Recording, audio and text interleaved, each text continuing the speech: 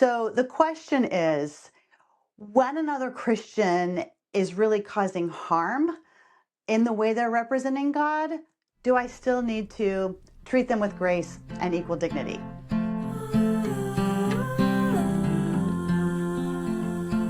Hi, welcome to Reframing the Questions. I was recently in a group and we were walking through the 4-part framework for how to have different conversations. So these are the 4 videos in the foundation series that I walk through that we use to reframe all these questions.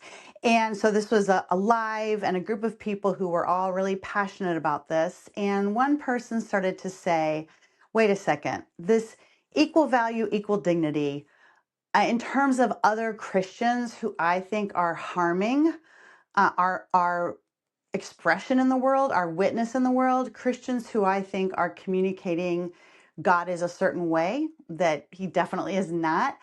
The person said, that's where I just get so angry and I have a hard time thinking about leading with grace or, seeing the best in that person. What do I do? And I thought this was a really important question. In fact, it took me back to some experiences of mine in my journey. And I thought it would be a great one for us to unpack. So the question is, when another Christian is really causing harm in the way they're representing God, do I still need to treat them with grace and equal dignity? And so let's just unpack that a bit. I would suggest, as I'm thinking about the abortion issue, part of the reason why we're in the situation we are in today is this thinking that when something is so big or important, it's okay to get combative about it, or it's okay to kind of put our other values aside and go for this big thing. I would say that is why the church's response to abortion feels on so many levels not Christ-like, because we adopted that mentality of this issue is so important. We can just put everything else aside. And so we want to make sure when we're reframing the questions that we don't do the same thing again, just pointed in a different direction. Let me give you a story from my own experience. I was working at the pregnancy organization and we were reshaping the way we thought, the way we spoke, and the way we engaged in this issue. And so, and we had a theological framework for it. At the same time, not everyone I interacted with who was supporting the work or was like a church partner, I couldn't go through the whole framework with them. And so I would have lots of questions or lots of conversations, where people would say things that I thought really missed the heart of God. And it was interesting because I was actually new to the paradigm. Would have probably said similar things to these people a year or 2 years before. But because it was so important to me, I found myself getting so angry at my fellow Christians that just couldn't see, how they were harming people in this conversation, that I noticed a pattern of me just expending a lot of energy being angry, saying things I regretted, and just, having this, here's my fist, right? My justice cry about these other Christians. And I remember very specifically one day I was on one of my, not a full rant, but a rant. And I really sensed from God, hey, you're not having grace for these other people. And so just stepping back and thinking how graceful God is, how much grace he has for us. And can we maintain that posture even when someone is causing harm? Let me say first that it doesn't mean we don't have boundaries. And we talked about this in my recent conversation. There are some people that we just need to stop having conversation with, or we need to not give them access to if there's other people that we need to protect. One woman was sharing she was a teacher of an at-risk group and needed to protect them from another Christian who was being abrasive about certain issues. Yes, obviously. And the group I was with also brought up in Matthew 22, which is one of the verses we use, Jesus does say, you hypocrites, to the Pharisees, when he knows they're trying to trap them. So it's not that there isn't a model for good boundaries. And also when someone is continuing to set traps like the Pharisees were, or, come against God, and we see this happening, there is a place where we can, speak like that. It's just that in our current world today, there's so much anger, and we actually don't accomplish much with a person we want to have a relationship with, or with a person that we want to see them have an aha moment about an issue. We're not going to make much progress in being angry. Those boundaries and things that we need to do are to protect ourselves and that is sometimes necessary. They're not going to help us reframe the conversation or help us engage more Christians in a new way of thinking, talking, and engaging. That is only going to come when we have grace. And so we were sitting with this and I was feeling it with everyone because it's so fresh in my memory, even though it was years ago.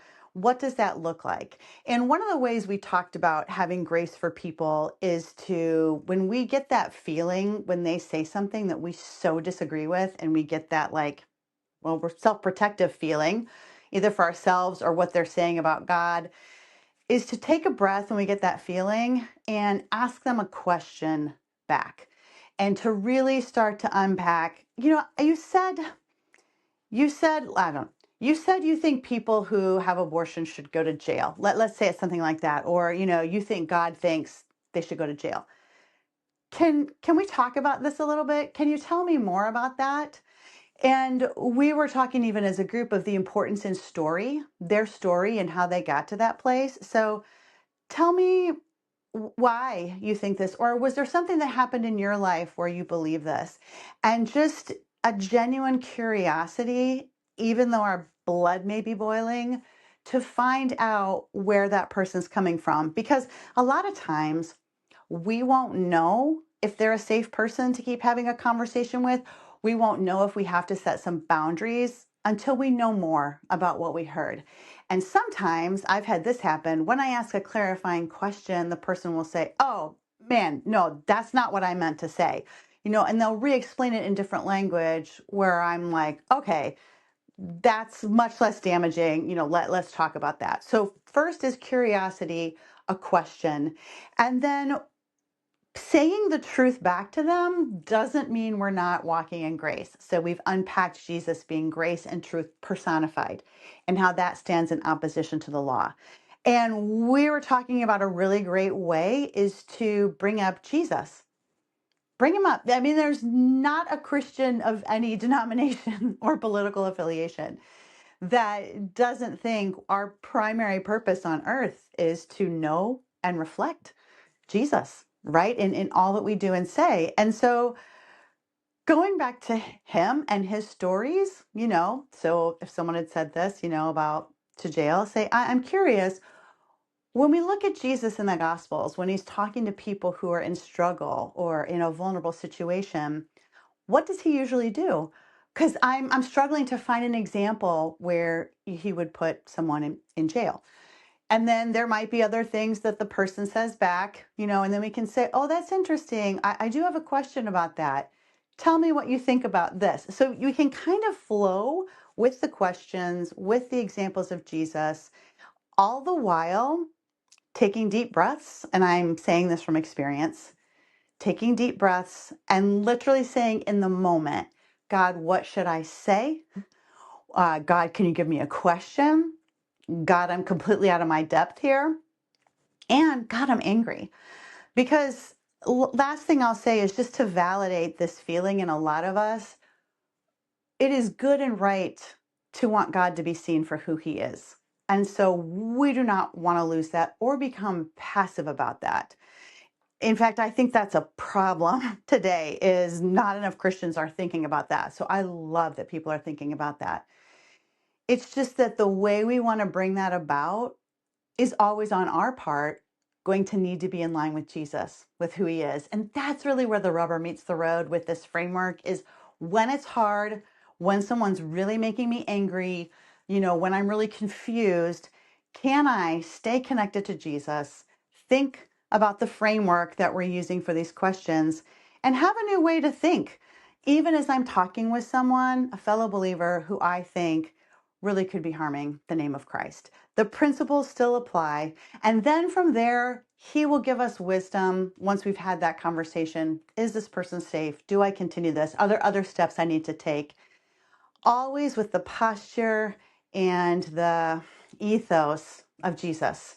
That's what makes reframing the questions possible. That's what makes it possible to have a different conversation. So I hope that this was helpful. If you've had any times where that has been an experience of just getting flooded emotionally.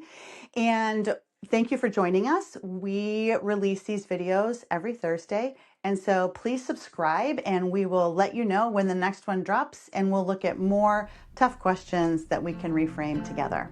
Thank you so much.